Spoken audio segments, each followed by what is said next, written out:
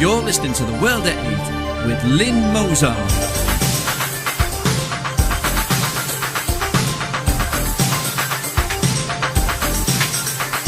The World at 8, the number one in nationalist news.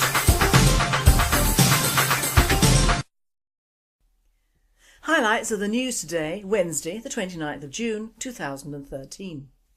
Britain's £1.3 billion Ethiopian foreign aid supports forced relocations. Scotland, every child to have state guardian from birth. Pakistani lesbians wed in UK to claim asylum. Germany renews support for Syrian rebels. IMF head Christine Lagarde in court charged with embezzlement and fraud. Dutch anxiety over Sharia triangle police no-go area in The Hague. US trade deal at risk should Britain leave EU. Islam taking over, Europe soon to be unrecognisable. Syria chemical weapons, war drums beating. Thought for the day, are we all singing from the same hymn sheet at last? And finally, Hitler's kettle.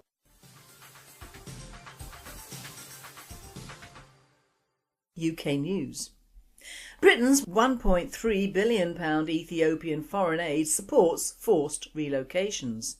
An Ethiopian known only as Mr O to protect his identity is suing the Department of International Development, DFID, saying that its foreign aid breached its own human rights policies. The Ethiopian regime, led by the Ethiopian People's Revolutionary Democratic Front, is forcibly removing people from their homelands, and the land is being sold to foreign investors or given to Ethiopians supporting the government. The relocations are often accompanied by death, rape and mutilations. 4 million people are being forced from their homes in the west and south of the country, areas that are opposed to the northern-led government. These areas include Ethiopia's Gambela region, a region of rich and fertile farmland overlaying thick seams of gold.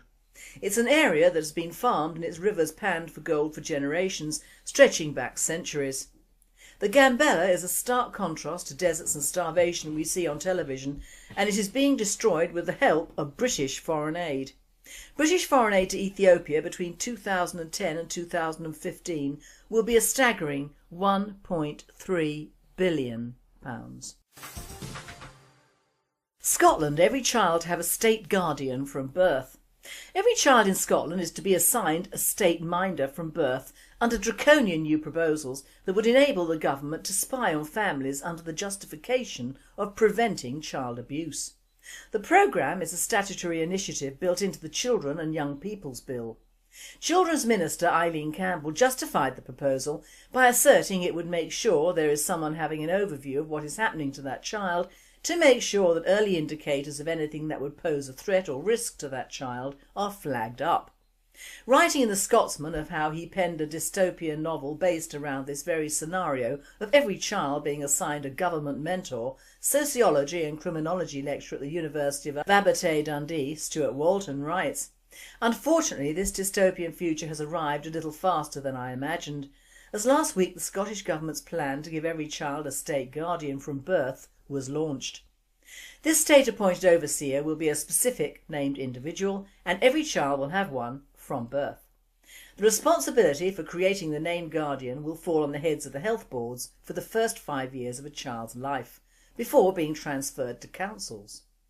Walton speculates on what kind of behaviour could eventually be deemed child abuse, including the contents of a child's school lunchbox or a redefinition of bullying to include a parent shouting at their kid.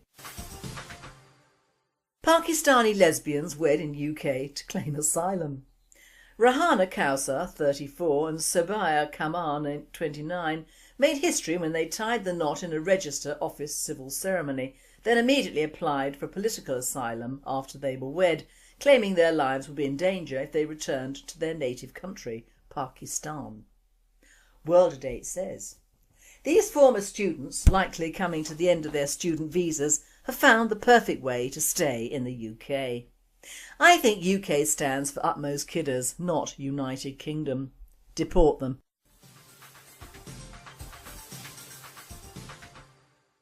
European news. Germany renews support for Syrian rebels. The German government will be renewing and stepping up its support for the Syrian rebels in the fight against President Bashar al-Assad, according to a report in Der Spiegel magazine due to be published on Monday. Angela Merkel's government is preparing to send medical supplies and several hundred bulletproof vests to the rebel fighters of the Free Syrian Army, said the magazine. The German Federal Intelligence Service, BND, is set to resume deliveries of emergency supplies, so-called medipacks, to the FSA, just months after a veto by the German Foreign Office forced them to stop, wrote the magazine. Germany is now in final negotiations with the rebels to organise deliveries of the supplies and hopes to get in exchange information on the military situation in Syria. Germany will not, however, go as far as the UK and France, which have recently indicated they wish to help arm the rebels with weapons. IMF head Christine Lagarde in court charged with embezzlement and fraud. The head of the International Monetary Fund arrived in the dock of a Paris courtroom today as she braced herself to be formally charged with embezzlement and fraud. The clearly nervous 57-year-old said nothing to reporters as she entered the Court of Justice of the Republic, a special tribunal set up to judge the conduct of France's governmental ministers, shortly after 8:30 a.m. Lagarde faces a maximum sentence of 10 years in jail if found guilty of the very serious charges.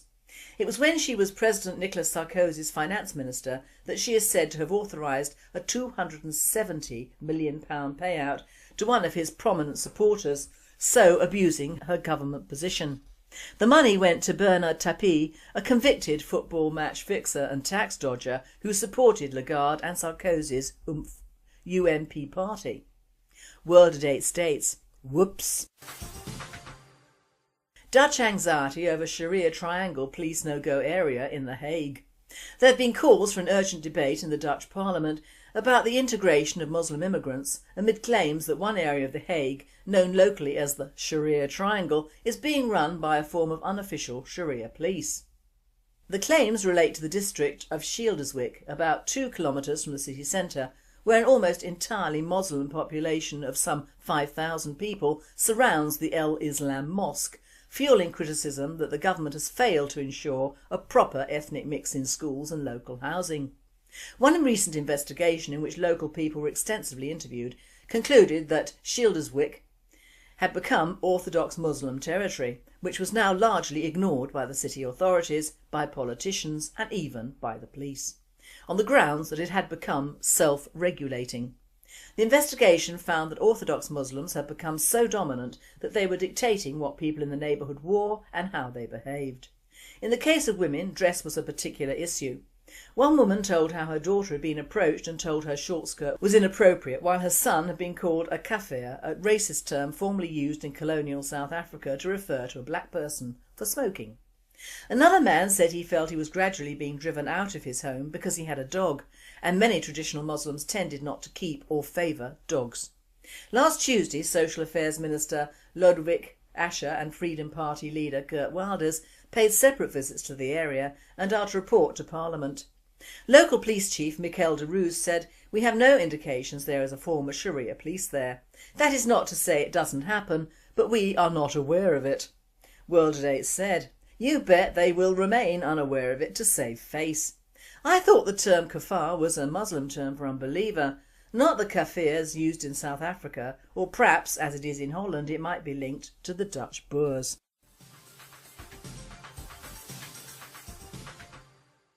World News. US trade deal at risk should Britain leave EU.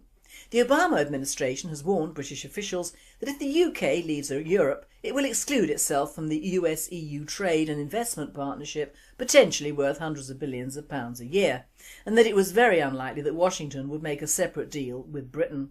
The warning comes in the wake of David Cameron's visit to Washington, which was primarily intended as a joint promotion of the transatlantic trade and investment partnership with Barack Obama, which the Prime Minister said could bring £10 billion a year to the UK alone, but which was overshadowed by a cabinet rebellion back in London. The threat by Cameron's ministers to back an UK exit in a referendum on the EU raised doubts in Washington on whether Britain would still be part of the deal once it had been negotiated. World at 8 states, OK, then the US can take all the immigrants we have from the EU zones and those in the future, and we will leave the EU. There is something for nothing. I'm sure Obama will approve of that one. Maybe even one of his relatives will be amongst them. Islam taking over, Europe soon to be unrecognisable. The murder of a soldier in London, the stabbing of a soldier in Paris and the violent outbreak in Sweden, Europe's alarm clock has been ringing once again over the past week. The negative birth rate compared to the increase in Muslims, the heavy unemployment and the social religious isolation of European immigrants are all back on the agenda. Europe has lost its will to live as Europe, said Mideast expert Dr Mordecai Kedar to Ynet. It's gathered into museums, into history. If the leaders will not put an end to immigration, we will soon be hearing the death throes of the continent as we know it. If they wanted to integrate within the society as European leaders had hoped, this wouldn't be an issue, said Kedar. But since they want to keep their identities and change Europe, it's obviously a big issue. Every year more Muslims than non-Muslims are born in France. Japan has no Muslims because they don't allow them in. Racism? Maybe. Superiority? Maybe. They don't care. They want to sustain Japan and are looking down on everyone. How long will Europe contain the situation? Good question, said Liebman. After World War II, Europe is extra careful about anything that has to do with human rights and right to freedom. On the other hand, it absorbs aliens that do not integrate within the community. Syria chemical weapons, war drums beating. The news headlines from our researchers' Google alert for Tuesday the 28th of May 2013 tell the full story or lack thereof. From the UK we have Syria increases use of chemical weapons on rebels, France, more Syria chemical weapons use signs emerging, Bashar al-Assad's forces accused of new chemical weapons attacks, Syria medics treat hundreds of rebels for symptoms of chemical exposure. Our European allies contribute. Chemical weapons in Syria is their proof. Renewed fears of chemical weapons being used in Syria. Syrian forces using chemical weapons near Damascus. Mounting suspicions chemical weapons used in Syria, French FM. Syrian army uses chemical weapons against the rebels. Then the Americans go all out with our love affair with chemical weapons. France says more signs of chemical weapons in Syria. French journalists report chemical weapons used near Damascus. Syrian rebels told John McCain about Assad's chemical weapons use. French foreign minister says more signs have emerged of chemical weapons. France's daily Le Monde. Syrian regime used chemical weapons, while the rest of the world chimes in. First-hand accounts that Assad forces using chemical weapons published. Testing suspected chemical weapons used by Syrian government, France. France says consulting partners over Syrian chemical weapons. Use of chemical weapons in Syria arouses concern, report. Syria fighting rages amidst reports of chemical attacks. French claim Damascus using chemical weapons against rebels. But the South Africans and Danes reserve judgment with chemical weapons used in Syrian war, and Denmark promotes UN efforts at preventing use of biological weapons.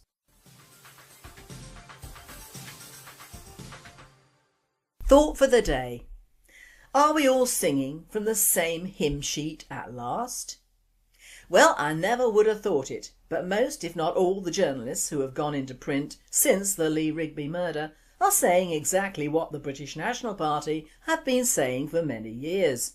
It's the fault of successive governments, all as bad as one another, who have been encouraging immigration and the multicultural society as a norm, who are now putting their own citizens in danger, especially in highly enriched areas.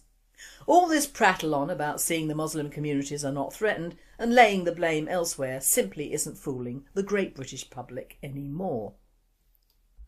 The television media, most of all, are using delaying and deflection tactics to save their lives and their faces.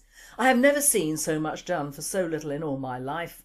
They are showing long clips of Nigeria, that place of which my second husband, now deceased, said if God wanted to give the world an enema, he'd put the end in Nigeria. And he was a frequent visitor there in the 70s, before the wars and the Muslims took over. It was just corruption everywhere and girls on the streets riddled with HIV. Lovely. They're actually going to the trouble of tracing the murderers. Note, I said murderers, not suspects, relations. What I want to know is that if Nigeria wasn't safe for one or both of these Islamic retards, why are their relations still there? Indeed, why are these two over here? That large question hangs over the head of our now defunct multicultural hellhole of a capital city. Just why have our governments let so many of these people into the country in the first place? We have no cultural bonds with Nigeria, or indeed large parts of Africa in general. We, the Brits, were chucked out, remember? So why take in a people who didn't want us there in the first place? Are they addicted to a British way of life? I don't think so, do you? They may be Christian, I really don't care. I also don't care if some have married white girls or class themselves as having integrated, because it won't last long. In the case of Adebolajo, who converted, then when his brother-in-law was interviewed minus head on TV, now I know what you're thinking, but it was not showing his face, it hadn't been chopped off. He appeared to have white hands and Muslim garb. So I'm a bit lost here. The fact being that Muslims, whether high or low, black or white, simply don't integrate. It's against their religion and their culture, which is much the same thing. This, however, doesn't stop them claiming large amounts of benefits and still spitting in our faces metaphorically. The BBC giving rein to Hands Off My Benefits Chowdhury in a ghastly attempt to placate the Muslim communities, or rather to distance them from one of their own, actually provided him to chauffeur-driven services and treated him like a celeb. Even a well-known journalist, Quentin Lett, saw this as a cowardly and despicable act when one of our own had been so brutally dispatched a short time before. The BBC, who consistently and regularly hide the facts of Muslim grooming of underage girls, brought this creature into the limelight to do what? Even Wazi, another creature of the night, has said that she deplored the promotion of extremist nutters and idiots, but on that one I have another thought. Cameron has also said or intimated that he will form a probably large and expensive job for PAL's committee which will look into extremism and radicalism forces, alias TERFOR. We already have, and much use is it, COBRA. Now is it me? Am I the only one who cannot see where this is leading? If you think it will provide a coherent and just system to catch and monitor Muslim jihadists in this country, you should have another look and read the title. It reads Extremists. Now either I'm suffering a severe bout of paranoia here, but extremists applies to us, nationalists as well. We are considered extremists both by the establishment, the government and to some part the general public. So don't go thinking that this newbie TERFOR is solely for Muslims, it isn't. This new so-called committee and the laws it might pass will sentence nationalism to death in this country as well. They'll be looking into extremist sites, and this will cover nationalistically minded websites as well as the myriad of terrible anti-Christian and anti-British sites that have been functioning very well, thank you, up to now, and probably will survive this new initiative. Why? Because of the Human Rights Act that a British government adopted into our laws. Put that with the race card and the We Help Anyone Who Isn't White English card and you have a committee which, if it applies itself to the job it has apparently been set up for, will violate all those laws. But if it hones in on the nationalist brigades, that will be okay. It's been open season on nationalists for the last 20 years and getting worse, even in the daylight of an obviously anti-white and anti-Christian murder or butchery in broad daylight in our capital city. TV are bending over backwards to deflect the truth about this crime in particular and the general crimes of the Muslim faith all over the world. Poor Lee's murder is highlighted as a one-off and the suspects, as they are called, are merely receptacles of both the web and a couple of Muslim clerics. Their respective and distant relatives are all shocked, and even a neighbour in that mixed neighbourhood knew he, Adebolajo, had found Islam, or rather Islam had picked him up like a dog turd from the gutter. All efforts are being made to show the white residents of Woolwich, of which there aren't an awful lot, laying the usual carpet of flowers near the spot where he was run over and then hacked to death. It's a great pity that all those who are pictured crying and laying flowers weren't there to stop this terrible crime, instead of hiding behind their cameras, mobile phones and curtains. Too little and too bloody late. One of the murderers has left hospital and been rearrested, wait for it, for the attempted murder of a woman PC. Am I going slightly bonkers here? Yup, you heard it right. Just as I said, these two black bastards are going to get away with it. They'll get a sentence of a few years, during which they'll be feted in their own Muslim communities in prison, probably write a bloody book and be out within 10 years for good behaviour. Whilst the baby Lee's widow is carrying will never know its father, and hopefully not his horrific death until much older. The very sad fact remains that the British media are all doing a moon dance and appearing to be running towards justice, when in reality they're all backtracking as fast as they can. The only things highlighted are the rather superfluous facts around this murder. That is, the murderers' relations and their thoughts, the sort of man Lee Rigby was and how his family are suffering, the so-called neighbours and their coming to terms with this act, the witnesses who haven't really been mentioned at all in the context of being witnesses, and the heavily guarded mosques in all areas and regions of our country, in case we Brits get it into our heads that it really was a couple of Muslims who are suspects in this murder. All deflections at best, all noise and hype to bring the public eye away from the basic factors of this crime and the others that will surely follow. It doesn't matter, this deflection, because facts are facts, and this little bit of history was sent to me last week. Just to highlight, to illustrate how a certain religion doesn't integrate, it colonises. But unlike European colonisers, awful though they might have been painted, Islam once attained in a country or people simply stops right there back 800 years ago, both culturally, socially and religiously. There is literally no movement forward. In short, a third world society or a democracy pulled back into the dark ages. And I quote, "In 1968 Bobby Kennedy was shot and killed by a Muslim male.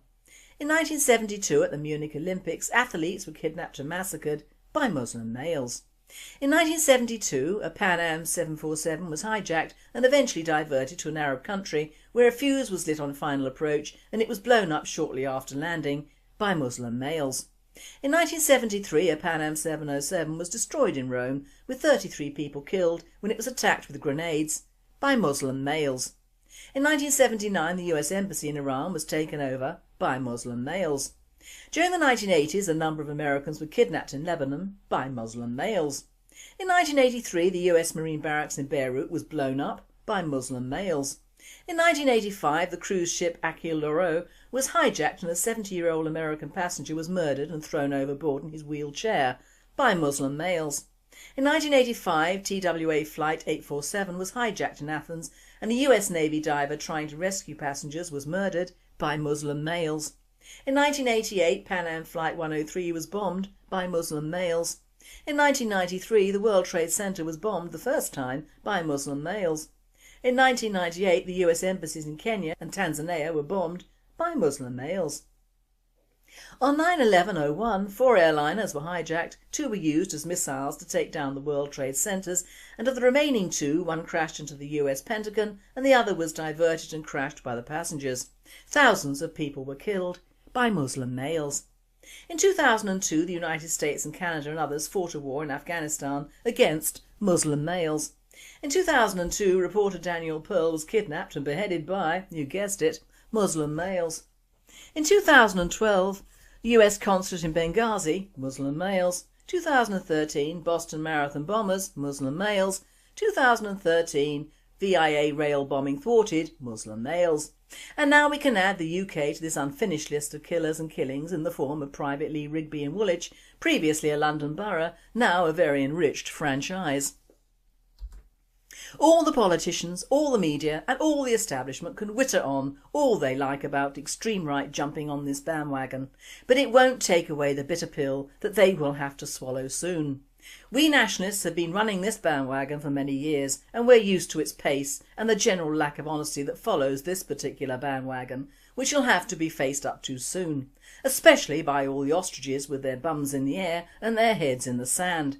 They're even bringing in MI5 or 6 having approached one of the murderers, so no doubt it will be their fault in the end, MI5 that is. This murder and many other murders, rapes, beatings and crimes would not have occurred had England not been on the receiving end of massive and unchecked immigration for the last 50 years. We would not have the plentiful mosques which would have to be guarded at great cost to the taxpayers. We would not have our education systems overrun with foreign children. We might have some remains of the old high streets left. We might have churches better attended and the church bells rung as of old. We might view an English channel solely manned by English staff on TV, as would our soaps and plays. We would have crime and the poor, but they would be our criminals and our poor. We wouldn't have entire streets and towns in which the English can't go or have fled. We could pay off our national debt if the £12 billion foreign aid policy didn't bribe people to come into this country on the promise of yet more money. Our drugs and alcohol problems wouldn't become endemic because of the resulting lack of jobs, prospects and pride from just too much immigration. Our socialists would not have had the immigration drum to beat us all over the head with, as have Labour, student unions and government workers. Our young females would not have been prey to Muslim groomers for the last 30 years, and we would not be in debt as a country paying for all the extra services and public services that have a massive amount of foreign speakers in this country. In short, although not all these things lie at the door of the Muslim communities, a hell of a lot can and do.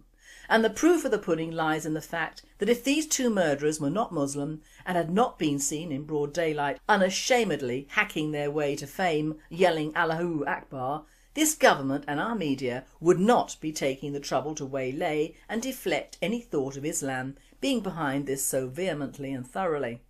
Methinks the lady doth protest too much, I believe is the saying here.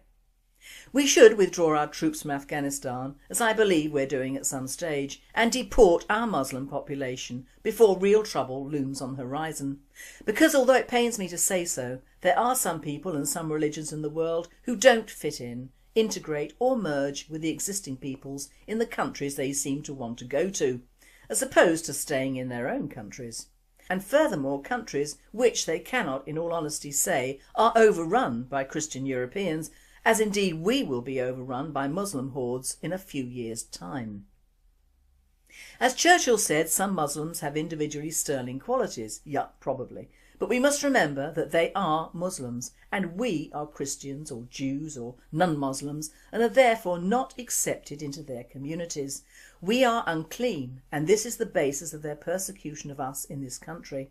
They don't want to mix with us or integrate with us, and why should they? They, like the millions of non-English speakers who pour into this country, seek their own kind, as we would if we colonised any more. Even going abroad, most English seek another Englishman or English person. It's human and it's nature.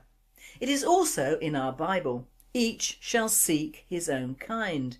The Muslims are merely doing what we would do, but it is a double-edged sword which has been handed to them by us for voting in the parties who have encouraged immigration and multiculturalism.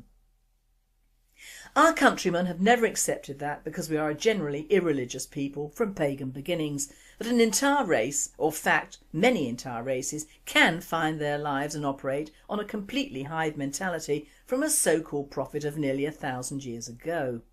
I have news for the media and TV. Muslims are in this country now. They have occupied many towns and cities. They are all shades of the ethnic mix and they will kill if they feel they have to. We Europeans have given them this right that we have denied ourselves, and we will have to take it back, legally or illegally. Lee Rigby may well be buried soon, but in calling his death not proven is an insult not only to the public but to his widow and family. Running over, stabbing and trying to cut off his head is a fact, and another fact being covered up is that the fact that these beasts who did it were Muslim and were not stopped by any other peaceable Muslim. The general media are still in denial, but at least a few journalists have hit the nail on the head, although even they are playing down immigration as a prime cause. It stands to reason. If Adibulajo and Co.'s parents had not been let into the UK, Lee would still be alive. And finally, a teapot that looks like Hitler. It's been reported in the Toronto Sun that JCPenney has officially denied that a tea kettle being advertised on a billboard on the 405 interstate near Culver City, California, is intended to represent Adolf Hitler, the Nazi dictator during the Second World War. This presenter says, "I'm sorry, but it does." The way it's pictured on the poster, with the kettle handle resembling the famous hairdo and quiff, with the moustache as the handle of the lid and the body of the kettle, and all on a huge billboard straddling the interstate. Lovely. And to add insult to injury, the spout of the kettle has a bell at the end and looks like the fascist salute. It's marvellous. But then, as one of my cat looks like Hitler with a moustache and the character to match, you know, Poland today, tomorrow's the world, no problem for me. The company was forced to issue a statement denying the company purposefully fashioned a teapot that resembled Hitler. Using their Twitter account, JCPenney responded to multiple queries about the teapot. Wonder where they came from. You've been listening to The World at 8. I'm Lynne Mozart. I wish you all a very good night. Pakistani lesbians wed in UK to claim asylum. Germany renews support for Syrian rebels. IMF head Christine Lagarde in court charged with embezzlement and fraud. Dutch anxiety over Sharia triangle police no-go area in The Hague. US trade deal at risk should Britain leave EU. Islam taking over, Europe soon to be unrecognisable. Syria chemical weapons, war drums beating. Thought for the day, are we all singing from the same hymn sheet at last? And finally, Hitler's kettle.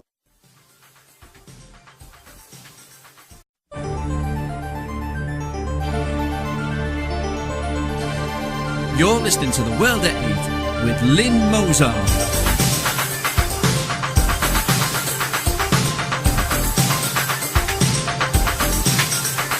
The World at 8, the number one in nationalist news.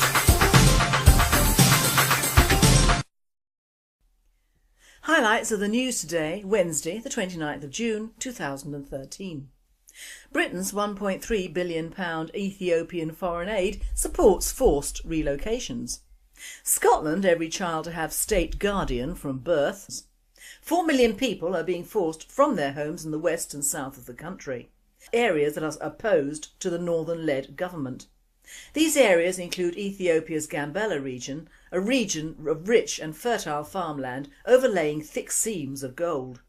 It's an area that has been farmed and its rivers panned for gold for generations, stretching back centuries. The Gambela is a stark contrast to deserts and starvation we see on television, and it is being destroyed with the help of British foreign aid. British foreign aid to Ethiopia between 2010 and 2015 will be a staggering £1.3 billion. Scotland, every child to have a state guardian from birth. Every child in Scotland is to be assigned a state minder from birth under draconian new proposals that would enable the government to spy on families under the justification of preventing child abuse. The programme is a statutory initiative built into the Children and Young People's Bill. Children's Minister Eileen Campbell justified the proposal by asserting it would make sure there is someone having an overview of what is happening to that child to make sure that early indicators of anything that would pose a threat or risk to that child are flagged up. Writing in The Scotsman of how he penned UK News. Britain's £1.3 billion Ethiopian foreign aid supports forced relocations. An Ethiopian known only as Mr O to protect his identity is suing the Department of International Development, DFID, saying that its foreign aid breached its own human rights policies. The Ethiopian regime, led by the Ethiopian People's Revolutionary Democratic Front, is forcibly removing people from their homelands, and the land is being sold to foreign investors or given to Ethiopians supporting the government. The relocations are often accompanied by death, rape and mutilation.